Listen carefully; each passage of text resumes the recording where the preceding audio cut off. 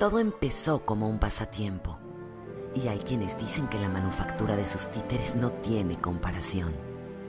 Aunque no fueron los únicos, pues hay quienes aseguran haberlos visto en el cine, en la televisión, en la carpa. Ahora, después de años de investigaciones, podremos conocer los pasos de dos empresas que no solo tuvieron en común el nombre, sino también el amor por los títeres. Esta es su historia. Érase una vez una historia de títeres.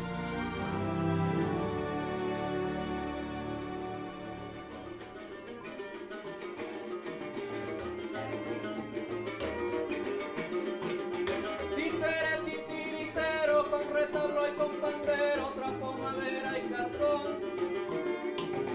Suelta la imaginación para así andar los caminos que nos dicten ya los hilos, fruto de la imaginación.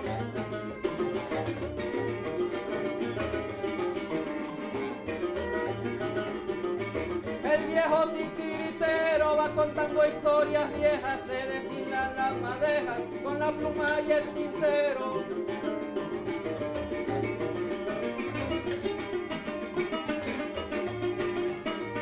Con la materia más simple puede generar el arte, con la que puede llevarte de nubes hasta inframundos, andando de trotamundo, con su teatro itinerante.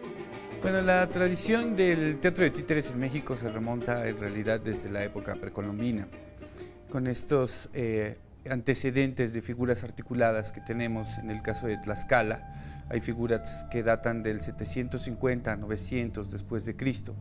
Figuras articuladas utilizadas en ceremonias religiosas que, de acuerdo al concepto que hoy se tiene de títere, que títere es cualquier objeto o figura susceptible de poderse manipular. Sin embargo, hay una estela en Bilbao, en Guatemala, una estela maya, en donde hay un personaje que está moviendo un títere de guante. Clarísimo, clarísimo. Pero es todo la evidencia que se tiene en ese sentido, ¿no?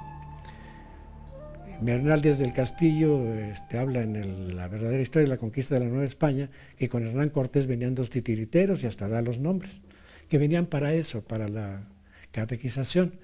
Después de eso no se sabe nada de los títeres, hasta los juicios contra algunos titiriteros por parte de la Inquisición. Y sabemos que existieron. En México este es el antecedente documentado más importante que se tiene en la época precolombina, y el segundo movimiento más importante que se registra ya en el estado de Tlaxcala y en el país en general es ya hacia 1835, cuando la Compañía Nacional de Autómatas Hermanos Rosete Aranda ya retoma un gran auge. Surge de una manera, como yo decía, de una manera completamente espontánea, como la comedia del arte italiana en el siglo XVI surge de las plazas públicas, de los trabajadores migrantes, de los migrantes bergamascos en la ciudad rica. De la misma manera, en una hacienda, en un contexto rural de Tlaxcala, surge una familia que a través de vasos comunicantes con diferentes tradiciones, la tradición de los muñecos en México, la tradición de los títeres en México, pero sin una vía, digamos, formal, directa, de una manera espontánea surge este movimiento que va creciendo y a raíz, digamos, de la necesidad que viene a llenar en ese público popular. Lo que mi papá me platicaba, que nace en San Lucas, pero que mi abuelo cada 8 días iba a ver a un compadrito que tenía ahí en San Lucas, que se llamaba don Margarito Aquino, y le decían margaraje porque todo terminaba en aje, decía pulcaje, enchiladaje. Ahora le voy a hacer uno en pulcaje, y ahora vamos a tomar un enchiladaje, y todo lo terminaba en aje, porque decían don margaraje. A mis hijas más grandes les iba a dar, hacía un títere, después hizo otro, después fue haciendo poco a poco otro, y cada 8 días iban a San Lucas a hacer como un día de campo y a pasar por allá, ¿no? Pues estaba retirado de la ciudad, era puro campo. Entonces ya cuando don Margarito Aquino, cuando ya llevaba pues, muchos títeres, no sé, yo pienso que como 100, pues le dijo porque él no se dedicaba mejor a hacer una carpa y a poner títeres. Este fue el que le dio la idea. comenzó a dar funciones en Huamantla. Esta compañía funcionó primero en una carpa que tenía la capacidad para albergar 300 gentes promedio, carpa que en poco tiempo resultó insuficiente y los obliga a llegar a los teatros. Pero los títeres eran manufacturados a mano. En Huamantla, mucho tiempo, la gente que tocaba el piano o los santeros que tallaban la madera eran llamados a la compañía para poder realizar las tallas para los títeres. Y ellos hacían sus efectos especiales rompiendo botellas, quemando pólvora, amarrando hilos, ¿no? Era un trabajo y un ingenio muy importante. Estos 4 hermanos, Felipe, Tomás, Adrián y Leandro, también eran lauderos, construían sus propios instrumentos y también elaboraban sus propias partituras, al igual que sus textos. Ellos son propietarios de su propia imprenta, donde imprimen los guiones, donde imprimen los boletos. Ellos dan forma también a una orquesta propia, una orquesta típica que le llamaban, y que servía naturalmente para amenizar estas funciones de la Rosete Aranda. Así que una vez que llegan a la capital de la República, pues ahí llegan a ser prácticamente, en ese tiempo que obviamente no existía la radio ni la televisión, llegan con muy buena suerte, yo diría. Fue tan grande el espectáculo que todo el año viajaban, llegaban nada más a Huamantla una vez al año para estar unos pocos días, 4 o 5 días en Huamantla, y volvían a viajar, y quien iba muriendo en el camino se iba quedando, como fue con mi abuelo, ¿no? Pues mi abuelo quedó sepultado en San Pedro de las Colonias, Coahuila. Ahí está, y cuando murió, pues Francisco I. Madero le mandó 2 coronas a su sepelio, quien después sería presidente de la República.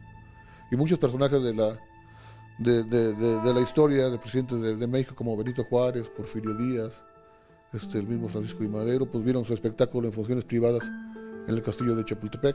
Y como la comedia del arte italiana llegó a las cortes de Polonia y Rusia, los títeres de Rosete Aranda subieron sus vagones completos, digamos, de muñecos, de atrezzo, de instrumentos musicales en los barcos y los trenes para llevarlos hasta el sur de los Estados Unidos o hasta Centroamérica y recorrer toda esta república que es casi tan grande como Europa. Llegó a dar función en España, interpretando la verbena de la Paloma, la cual aplaudieron 10 minutos de pie para que salieran. Los Rosete Aranda eran los juglares de la época, eran los que llegaban a una comunidad e inmediatamente construían en títere a la gente importante de ese lugar, ¿no? Al párroco, al gobernador, al presidente, y la gente de esa misma comunidad lo veía en una función de títeres. Eso causaba un impacto importante, eran los juglares de la época. Mi abuelo tenía la habilidad de que con una maderita, si le gustaba una cara de algún personaje con el que estaba platicando, pues lo esculpía y lo terminaba en su casa. Muchos de los títeres que actualmente andan por todo el mundo son personajes que existieron en la vida real, que él esculpió.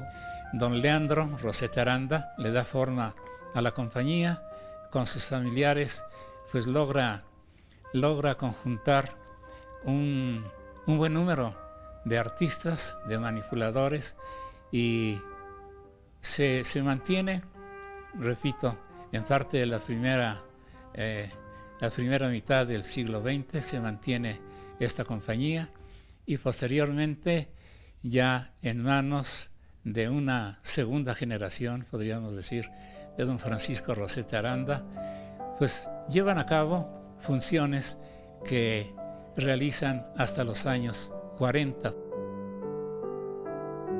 En esta foto estamos toda la familia, que éramos mis papás y mis 7 hermanos. Iraís, Francisco, Rolando, Rodrigo, María Elena, Armando y Priscila. Mi papá, pues al principio se dedicó a los títeres cuando murió su padre. Él tenía 9 años, pero estuvo internado. Ya cuando creció, se hizo cargo de su mamá y de sus hermanas. Y se dedicó un poco a los títeres hasta el año del 42. Recuerdo que mi papá nos llegaba a enseñar todos los títeres que existían en una bodega, y no nos dejaba tocarlos, nomás los veíamos. Estaban los títeres llenos en las vigas, en las mesas, en baúles. Eran 5.109 títeres, y a veces algunas veces nos llegaba a mover a su títere favorito, que era el Mr. Bells.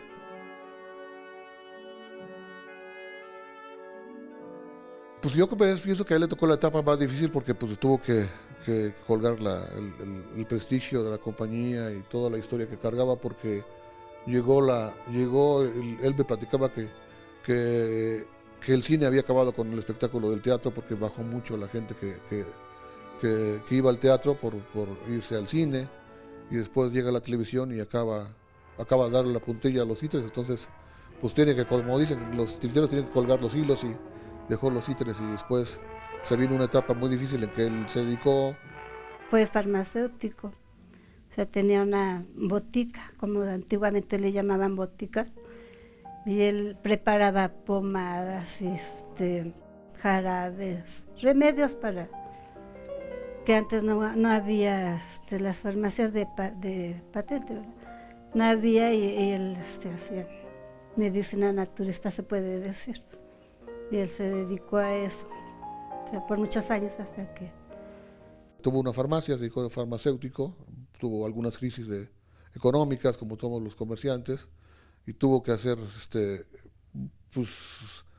tuvo que haber vendido los títeres para poder que subsistiéramos sus hijos, ¿no? Porque pues no había dinero la casa estaba cayendo, tenía problemas económicos y operaciones de imprevistas de mi mamá, y eso no había dinero, tuvo que vender los títeres. Sí, alguna de las razones también que se dice porque dejó los títeres, porque mi mamá pues era una rica hacendada, mi abuelo tenía 2 haciendas, tenía pues cerca de 1000 hectáreas. No le gustaban los títeres. Pero a Panchito le fascinaba. Claro, era su vida, de él y de sus antepasados. Y entonces mi mamá dijo, no, pues yo no quiero andar de carpera, yo no voy a andar en las carpas. Entonces por eso también, pues como que Inés por ese lado no le iba a apoyar, no iba a andar con él, y ella iba a estar acá radicada en Huamanta, y él iba a andar viajando. Entonces por eso también tuvo que dejar los títeres y agarrar una farmacia que era de su cuñado. Pues bastante triste, o sea, él sí, porque fue su vida, su pasión, fueron los títeres, pero pues yo creo también el amor a mi mamá fue muy grande. O sea, ellos tardaron más de 50 años casados, como 55, y parecían novios, o sea, ya los dos viejitos, pero siempre juntos a todos lados, y mi vida y mi amor, y siempre como novios andaban.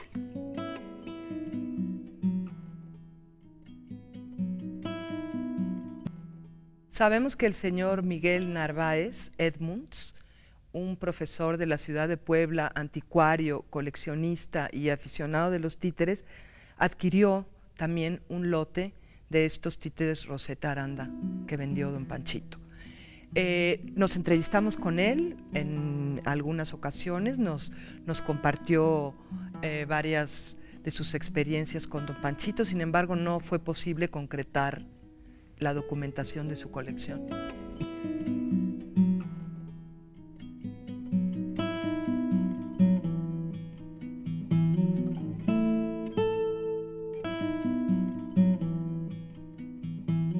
Yo creía que yo estaba haciendo una investigación de los Rosetta Aranda, pero el transcurso que fui viendo la técnica del modelado y la construcción de las marionetas que tenía el Lima, me di cuenta que eran Carlos Espinal. Y yo tenía aprobado un proyecto Rosetta Aranda.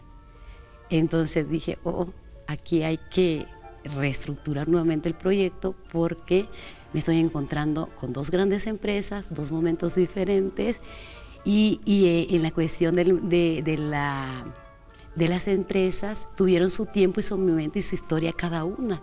Era principio de siglo, estaba próximo el centenario. Retomó muchos números de los Rosetta Aranda, cuadros costumbristas de los Rosetta Aranda, entre ellos el famosísimo Vale Coyote. Entonces nos dimos a la tarea de hacer un análisis y una búsqueda de la historia, porque la historia de las 2 empresas no está documentada, no está hecha propiamente dicha. Los títeres suscitan una gran pasión en toda la gente. Eso es algo que uno se da cuenta en el proceso. Todo mundo siente una enorme simpatía, para todo mundo son entrañables. Por eso me resulta muy importante decir las cosas que se hicieron antes, porque sí se han hecho muchas. como Rafael Coronel, que le dedica una parte de su muy importante museo a los títeres, ¿no? Sin embargo, como que no había... había una tesis por allá, un libro publicado que se agotó por allá, no un catálogo que dé cuenta, si no exhaustiva, pero de todos los que hay. Entonces dijimos, bueno, aquí empezamos por el Limba, pero esto de Rosetta Aranda va mucho más allá del Limba. Entonces fue que se decidió ir a Zacatecas, ir a Tlaxcala, incorporar, ¿no? Con el fin de tener un catálogo de ese patrimonio que es del país y en el que mucha gente ha intervenido y que hay muchos coleccionistas. Hay más coleccionistas de los que están en el catálogo, por supuesto, pero ya era imposible abarcarlo, ¿no? Fue como armar un rompecabezas, porque todas las partes estaban por todos lados. O sea, la historia estaba en Tlaxcala, la historia estaba, como te he dicho anteriormente, en Colima, estaba en Zacatecas, estaba en Puebla y en el Distrito Federal y en los archivos. Y entonces había que hacer un proceso de recopilación y de veracidad en los datos que muchas veces no se encuentra en una investigación propiamente dicha. Don Leandro le autorizó a mi abuelo que utilizara el nombre. Entonces él ponía Empresa Teatro Carpa Rosetta Aranda o Teatro Carpa Rosetta Aranda, Empresa Carlos B. Espinal e Hijos. Siempre fue así, esa fue la razón social. Y hasta el 43, me parece, ya hubo un documento en el que primero hay una sanción por haber utilizado el nombre, dio una determinada cantidad, no sé cuánto. Y en ese sentido acuden a una notaría y el señor Francisco Rosetta Aranda en 1943 le cede todos los derechos al señor Carlos Espinal de hacer de usar el nombre Rosetta Aranda para los fines y para lo que a él le conveniera utilizar el nombre. Pero también se ha manejado mucho de que don Carlos Espinal compró la producción de los Rosetta Aranda, compró el atrezo y compró los decorados, pero no es cierto. Nosotros tenemos un documento que nos pasó la nieta de don Carlos Espinal, la señora Rosa María García Espinal, en donde solamente en ese documento notariado se dice que se pasó por la cantidad de 7,000 pesos mexicanos. Se le concedía al señor Espinal el nombre, o sea, la razón social. Pero Carlos Espinal nunca dice en ese documento que le está comprando los títeres al señor Francisco Rosetta Reséndez. Cuando la familia Espinal retoma los derechos y la forma de trabajo de los Rosetta Aranda, lo que le ayuda es que ya existía la televisión, empezaba la televisión y eso le da una masividad. Pero ellos ya, en lugar de tener la música de una orquesta en vivo, con instrumentos típicos de las regiones o con músicos que se iban haciendo de comunidad en comunidad, y lo cual les daba todo un antecedente mucho más rico, pues ya lo combinaban con discos de acetato, ¿no? Con escenografías más pequeñas. Obviamente él iba con el siglo. Yo me acuerdo que grababan, ya se lo dije, en los discos. Después fue alambre. Era un alambre el que se grababa. Después fue cinta. Y si viviera ya estaría en la computadora y metidos todos haciendo cosas de computación. Él iba con los adelantos de toda la tecnología y de todo lo sofisticado que hubiera, él lo metía para sus títeres. Para mí, el año 1951, el señor Rómulo O'Farrill invita a don Carlos Espinal a hacer en conjuntos, no producir porque ya estaba toda la producción hecha, un programa que se llamó en ese tiempo Ópera en Miniatura. No, ahí pusieron Turandot, Madame Butterfly, pusieron Don Giovanni, ópera payasos, también pusieron payasos y muchas óperas. Ya no era un espectáculo de 1 hora, de 2 horas o de 3 horas, ¿no? Con intermedios, sino que sabemos que los tiempos de la televisión evitan este fenómeno y esta catarsis real con el público. Ahí mismo se tuvieron que diseñar otro tipo de marionetas con base en lo que se necesitaba para la televisión. Estaba incursionando en otro mundo, en un mundo ya la caja negra, y los títeres tenían por sí solos brillar para otro tipo de espectáculo que ya no era al aire libre, que ya no era en las ferias, que ya no era en la carpa. Entonces tuvieron que adaptar todo ese repertorio y todos los muñecos para hacer estos programas durante 3 años. Entonces creo que eso fue una parte importante que, por cierto, los Rosete Aranda no llegaron a gozar. Y los invitaron, por ejemplo, hay participación de los títeres de don Carlos Espinal en la película de Macario, El niño perdido, donde aparece Tintán, en Los Tres Alegres Compadres y en otra que ahorita pues, no me acuerdo, pero sí incursionaron en el cine y la verdad que les fue muy bien.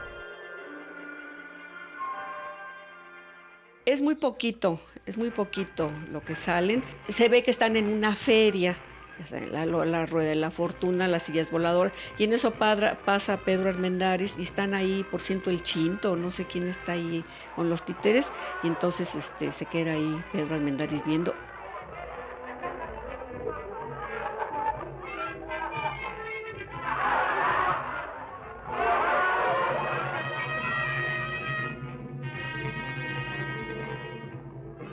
Estando en la televisión, en 1952 fallece mi abuelito. Mi abuelito falleció un 15 de julio de 1952. Y me contaba mi mamá que en ese año fue cuando por primera vez en México se festejó el Día del Padre. O sea que para ella fue un doble golpe. Entonces ya todavía me platicaron, y mi prima Licha ya lo contó en otra entrevista, que salió un muñequito, ¿verdad? Un anunciador a decir que a tal hora había fallecido el padre de todos esos muñecos y que pedía un minuto de silencio y todos los de la tele guardaron silencio y que ya después decía, como se dice siempre, pero la función debe continuar. Pero también hay un cambio en la plástica. Los títeres de la época de oro de los Rosete Aranda eran construidos en 2 tipos de madera de la región de este estado de Tlaxcala, que es el más pequeño de nuestro país. Una madera se llama zompantle y la otra ayacahuite, que por peso y textura fueron las maderas más apropiadas para lograr este tipo de trabajo, este tipo de talla. Los títeres tenían promedio 35 centímetros, el más grande. En la segunda época, como lo podríamos llamar, en la familia Espinal, los títeres eran mucho más grandes, ¿no? Y ya eran más caricaturizados, es decir, ya la frente era más grande, los ojos más pequeños, la nariz más pronunciada o roja, ¿no? Sin pelo, los oídos más grandes, vestidos entre más colores, ¿no? Tenían mayor colorido. ¿Por qué? Porque las temáticas eran otras. Ya empezaban a tener entonces los títeres una tendencia comercial, porque ya habían dejado de lado esta visión que tuvieron los Rosete Aranda de ser básicamente títeres contestatarios. Cuando ya mi abuelito murió, todavía mi tío Carlos siguió trabajando con sus hermanos. Debe haber habido conflictos, debe haber habido diferencias de opiniones, trabajaron mucho, pero yo creo que estaban cansados. Y se fueron separando y se quedó mi tío Carlos solo. Se quedó solo, después ya los muñecos almacenados. Probablemente le pasó lo que a mí me pasó últimamente con los muñecos que yo tenía, que qué hago con esto. Y empezaron a desaparecerse figuras que él ya ni se daba cuenta. Me dicen que aparecían unos en la Lagunilla, que iba un joven a venderlos, que sí, que de ahí siguieron al muchacho hasta acá, Tita Lizalde, que fue como los localizaron. No me consta nada de esto, pero todo está prescrito. Entonces hubo ya contacto con la señora Tita Lizalde y ahí fue que ya se dio la venta. ¿Cuándo exactamente? Me parece que fue en el 1978. ¿Cuánto dieron? No sé. Si mi tío les dio dinero a sus 4 hermanos, a sus 3 hermanos, no lo sé tampoco. ¿Cuánto? No lo sé.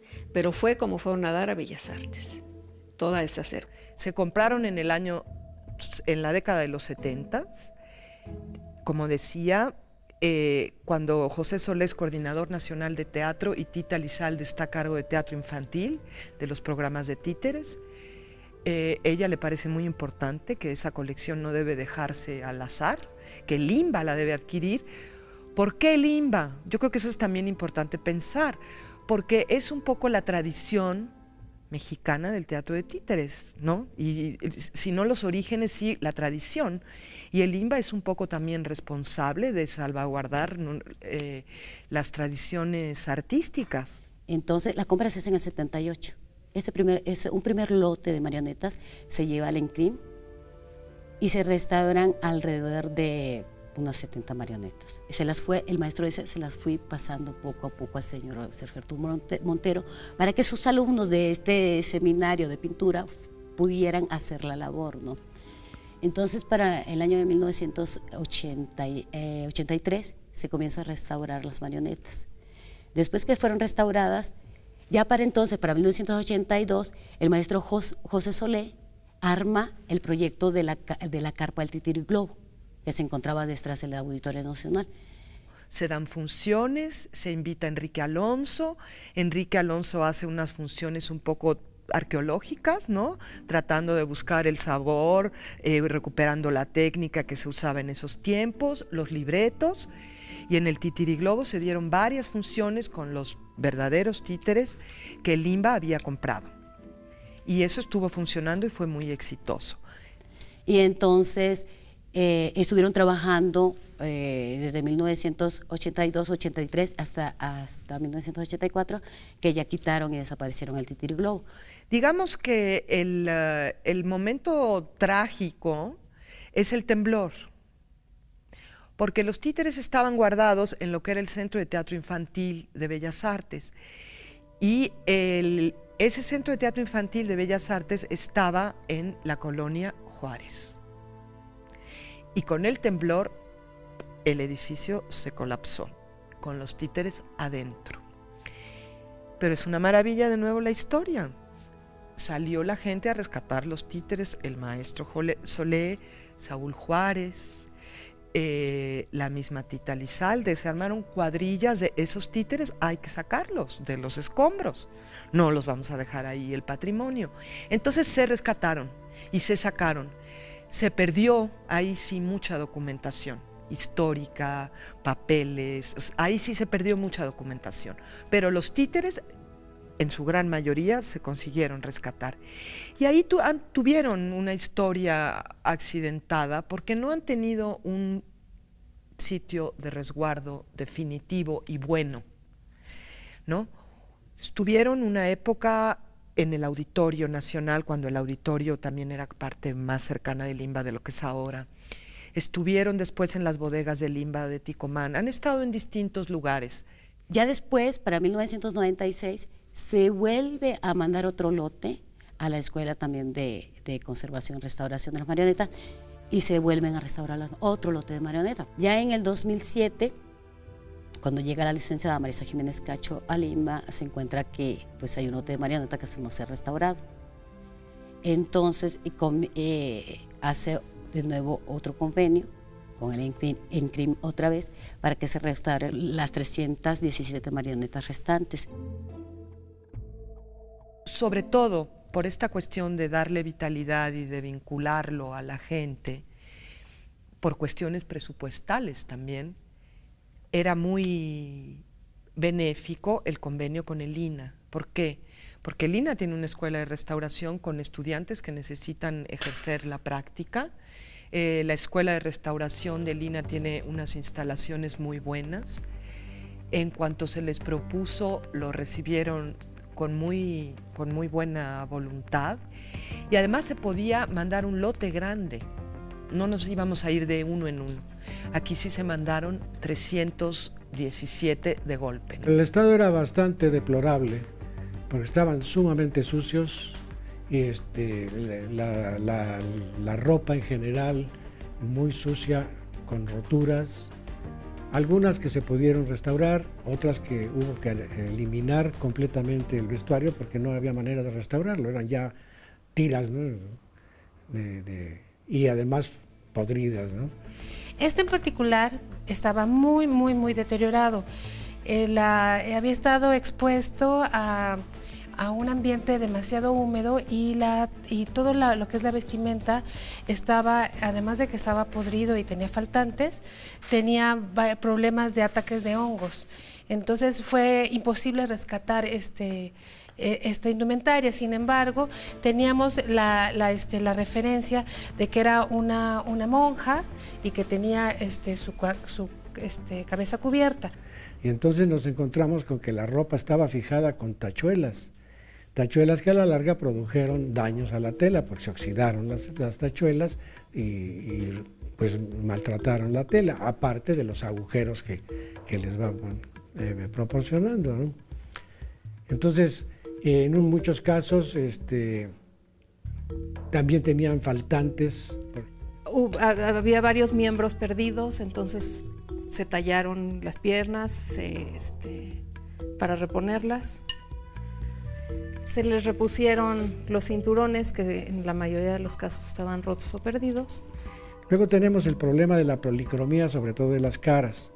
Hay muchos tipos de policromía en los títeres, ¿sí? Los más antiguos es una policromía, podríamos decir, pobre, ¿sí? En cuanto al tipo de material que se utilizó. Ya más adelante, y sobre todo en los títeres que corresponden a la compañía de Espinal, ya son trabajadas como una escultura en madera policromada, como son los santos y las imágenes, todo eso, con técnicas muy, muy elaboradas y que dan a la policromía un brillo muy especial que a veces puede confundirse con porcelana o algo así, ¿no? También vimos que también su cara y tanto las manos estaban repintadas, tenían otra capa de pintura. Entonces, al momento de que se eliminó esa pintura, descubrimos esta policromía donde se ve que este hombre se le ve lo azulado propio de la barba, ¿no? También lo largo de las patillas. Bueno, estos son títeres que dejamos sin restaurar como testigo de la técnica de manufactura. Tiene un sistema que es de gozne, de tela. En las caderas tiene otro sistema de cordón para que pueda mover las piernas. Los brazos son de algodón y tiene una costura para que pueda hacer este movimiento. También la cabeza está despegada para que pueda hacer giro. Y en este caso estamos hablando de títeres. Entonces tenemos que restaurar el títere para que vuelva a funcionar, ¿sí? No solamente el aspecto. Los títeres se van al Centro Nacional de Conservación y Registro del Patrimonio Artístico Mueble, mejor conocido como CENCROPAM, que es un edificio muy bonito en la calle San Ildefonso, en el centro. En este centro, físicamente donde están ustedes en este momento de visita, tenemos 11 talleres que se ocupan tanto de la conservación como de la restauración. Físicamente nos encontramos en la instalación de la bodega, dado que el interés específico es sobre la colección del Departamento de Teatro de Limba, sobre los títeres, que en su caso esa colección abarca otras modalidades de esa parte teatral, como pueden ser los guiñoles o las marionetas. Y en el específico caso de lo que están trabajando son títeres que tienen una manufactura que ya les da una connotación mayor debido a su calidad estética. La pieza debe de estar de alguna manera embolsada a sello que permita con bolsas antiácidas que no se reproduzcan estos materiales y al mismo tiempo que estén en un ambiente estable, que no tenga movimientos de humedad ni movimientos de temperatura y que tengan de alguna forma el equipo suficiente, como son nuestras lámparas negras, para captar cualquier bichito volátil que puede crear un daño a la larga o a la corta. Conservarlo implica el tener realmente la conciencia, como seres humanos, de la factura que somos capaces de hacer en una variedad de objetos de distinto orden, que fueron producidos como arte o fueron producidos como objetos, pero que de alguna manera van dando cuenta de la capacidad humana para hacer arte. Creo que es la primera vez que todos los títeres y las dos empresas y toda la producción titeril de los hermanos Rossetti Aranda y el señor Carlos Espinal, de la empresa Carlos Espinal e Hijos, van a estar juntos por primera vez. Se juntaron en el camino cuando anduvieron dando funciones se guardaron sus títeres, las marionetas dejaron de trabajar, de funcionar.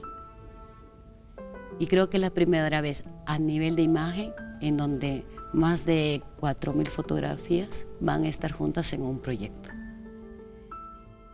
Creo que esa es la parte fundamental del trabajo, en donde se van a dar a conocer por fin los títeres que existen y cómo estas dos formas de trabajar las marionetas pueden estar juntas por fin en un trabajo que nosotros hemos realizado. Y estos catálogos digitales lo van a mostrar así. Va a haber un catálogo de Espinal y un catálogo de Rosete. Y en 4 años se ha conseguido condensar todo eso en estos 2 CDs que tendrán una distribución en las bibliotecas virtuales del país, que se harán accesible a los titiriteros, que se tratarán de distribuir a través de la UNIMA de México para que los centros de UNIMA de otros países tengan este documento de los títeres mexicanos.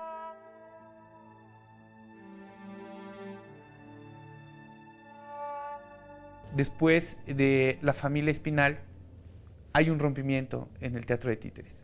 Nos empiezan a generar grupos titiriteros, y los pocos titiriteros que había, como son censuradas las carpas y son sacadas de los centros de la ciudad y ya no pueden participar en las ferias comunitarias ni en las verbenas, pues empieza a diluir este gran oficio que fue transmitido de generación en generación, se empieza a perder, y entonces se empiezan a convertir como en merolicos, un poco en payasos, un poco en magos, pero empieza a restarle un poco este fenómeno teatral, ¿no? Y sin embargo, esta gran experiencia y este gran aporte y esta gran magia de los Rosete Aranda, pues se pudo tener en un principio de generación en generación por conocimiento, y posteriormente hacia el año del 91, hace 16 años, que se funda el Museo Nacional del Títere. El museo consta de 8 salas. De esas 8 salas, 3 están dedicadas íntegramente a los títeres, lo que tenemos nosotros de los títeres Rosete Aranda.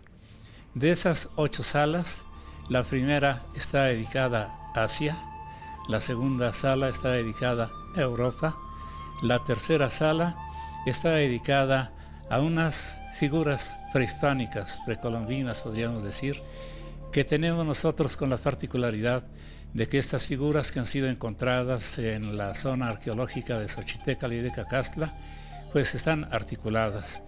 Esta es la sala 3. De la sala 4 a la 6, o sea, salas 4, 5 y 6, están dedicadas íntegramente a los títeres Rosete Aranda.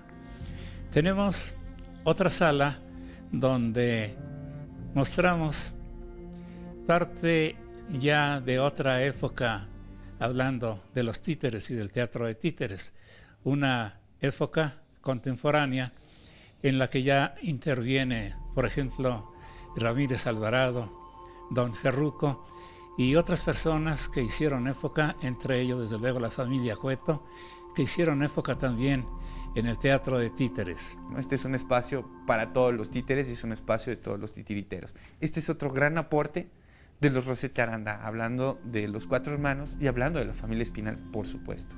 Pero los Rosete tienen también una peculiaridad. Decíamos que si comienzan como espejo de las preocupaciones y del sentir de ese pueblo, terminan indicándole a ese pueblo quién es y hacia dónde se dirige, ¿no? Y ahí, digamos, de alguna manera, los títeres de Rosete Aranda recuperan o están marcados, digamos, por una tradición muy mexicana, colonizada, que es la tradición evangélica. Y de alguna manera los títeres comienzan a volverse también un poquito un asunto didáctico, ¿no? Si antes reflejan el sentir del pueblo, ahora empiezan a decirle al pueblo cómo sentir. Recordemos que también hacia la época la gente podía aprender astronomía, anatomía, medicina tradicional gracias a estos espectáculos, porque los corridos, la música, era lo que aportaban, y lo que estas compañías y estas carretas, ¿no?, trashumantes, encontraban en una comunidad, lo representaban y lo llevaban a otra comunidad. Y esta comunidad se enteraba de lo que pasaba en la comunidad anterior gracias a esta representación. Entre el acervo de la Rosete Aranda, pues había personajes que tuvieron que ver con nuestra historia, naturalmente. Ellos tenían lo mismo a Morelos que al padre Hidalgo, que a don Porfirio Díaz, etc. Pero bueno, eso fue en su tiempo. En ese tiempo manejaron todo esto y actualmente pues las piezas son piezas de museo, piezas muy apreciadas, piezas muy estimadas. Yo diría que viene a ser el patrimonio artístico, pues ya no solamente de Huamantla ni de Tlaxcala, sino de México, dentro de su género.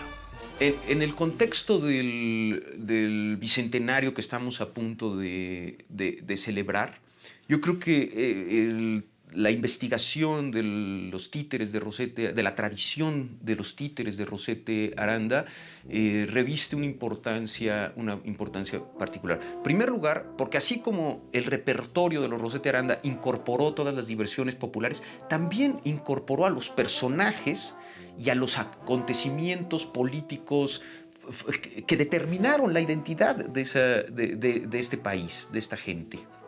Y así hay títeres de don Porfirio que se representaron frente a don Porfirio, ¿no? Y hay desfiles militares, y hay, como decía yo, todo el germen nacional, de la cultura nacionalista a través de sus personajes y los grandes acontecimientos representados en las pequeñas figuras de madera. Y a mí lo que me resulta atractivo en ese sentido es en que podamos entender también la historia de México no como la historia de los grandes acontecimientos, sino, como decía Rodolfo Usigli, a través de la huella que esos acontecimientos dejaron en el ser de una nación. Cómo los asimiló la gente. Esto resulta mucho más importante para mí que las figuras de mármol y los grandes acontecimientos históricos. No, cómo esos acontecimientos marcaron la sangre, el ser, el sentir de un país. Ahora que se acerca el Bicentenario en México, yo estaba pensando que si el maestro José Solé logró llevar a escena esos títeres en una carpa y puso en escena obras del repertorio de los Rosete Aranda, con las marionetas de Espinal, que también ahí llegan y se fusionan, ¿no? Los dos.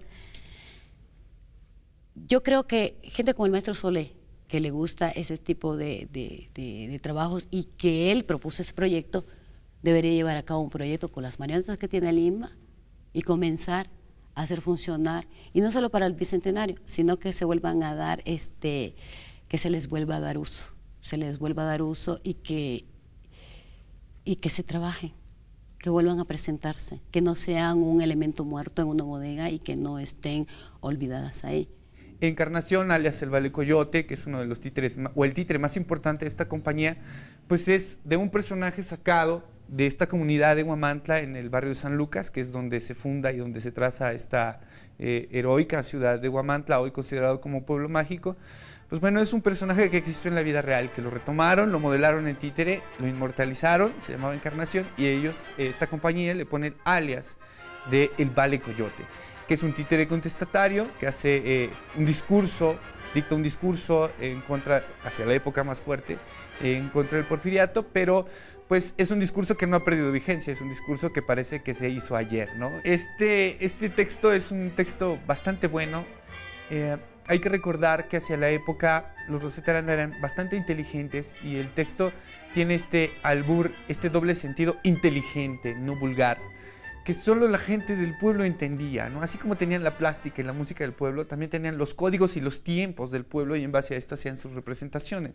La primera parte del texto del Vale-Coyote dice así: atención y punto en boca, porque voy a pronunciar el discurso que me toca. Este valedor no apoca al que le sabe ayudar.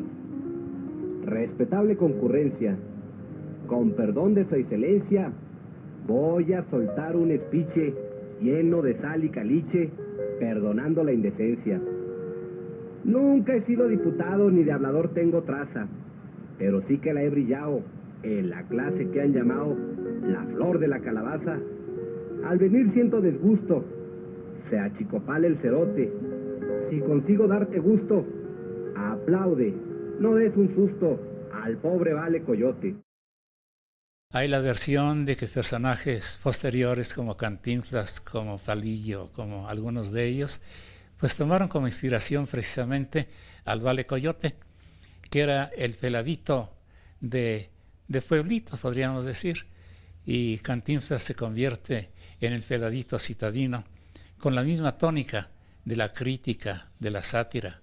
El teatro de títeres es una forma de comunicación humana, altamente humana, que va sin botones, va sin aparatos, va de sonrisa del titiritero a sonrisa del público espectador, y en medio de los dos está el títere, que se recrea de ambos y le da vida, y eso permite a los tres estar en una catarsis y crear una unidad, y hasta cierto punto poder manipular a un público, ¿no? Porque cuando la gente entraba a la carpa de los Rosete Aranda, veía y escuchaba el discurso del vale coyote, salían y aventaban piedras contra los pelones, ¿no? Los soldados, que era la policía de la época, ¿no? Ese era el gran don, la gran virtud de estos titiriteros, no solo de los Rosete Aranda, sino de todas estas grandes carpas de titiriteros mexicanos y extranjeros, como los Piccolini de Podreca, que también participaron en la época. ¿Cuál fue el aporte? Dar diversión. Es mutuo, no es un negocio. Él era empresario. Le cuajó que con su empresa entrara dinero, qué bueno. Tenía a sus empleados bien o mal pagados, no sé, le decían el dictador, de tan enérgico que era. Él podía hacer todo lo que sea, pero sus muñecos tenían que salir perfectamente bien manipulados, bien vestidos, bien arreglados. Pero yo creo que todos han aportado en su momento algo interesante, importante, y básicamente esto establece como la compañía de teatro de títeres más importante que ha dado nuestro país. Los Rosete Aranda, en su época, y en la continuación de la familia Espinal, que también hizo grandes aportaciones, que yo creo que a pesar de las diferencias que pudieron haber tenido, lo que nos dejan, esta gran lección y este gran acervo de títeres que nos dejan en estas diferentes propuestas plásticas, elaboradas en sus tiempos, en sus momentos y en sus contextos, pues nos dejan mucho que recorrer, mucho que aprender y mucho que investigar. Y nos deja también una hermosa sensación, digamos, de estar confrontados con la infancia, nuevamente con la infancia. Y decía yo, no necesariamente la infancia cronológica de la edad del espectador que se asocia tradicionalmente con el teatro de muñecos, porque este teatro lo veían las abuelitas también, ¿no? Sino la infancia del teatro, este teatro que surge de sí mismo, de una necesidad de comunicar, que no surge de las escuelas, que no surge de los grandes conceptos, sino como una necesidad esencial de comunicación del ser humano, como una infancia del teatro, decía yo, que refleja también la infancia del país, ¿no? Y en ese sentido es un territorio permanente de la imaginación y también de la nostalgia.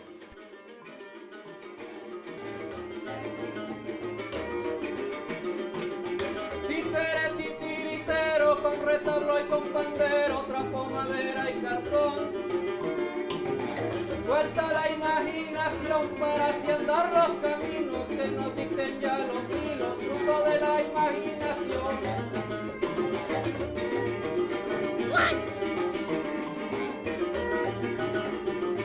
El viejo titiritero va contando historias viejas, se deshilan las madejas con la pluma y el tintero.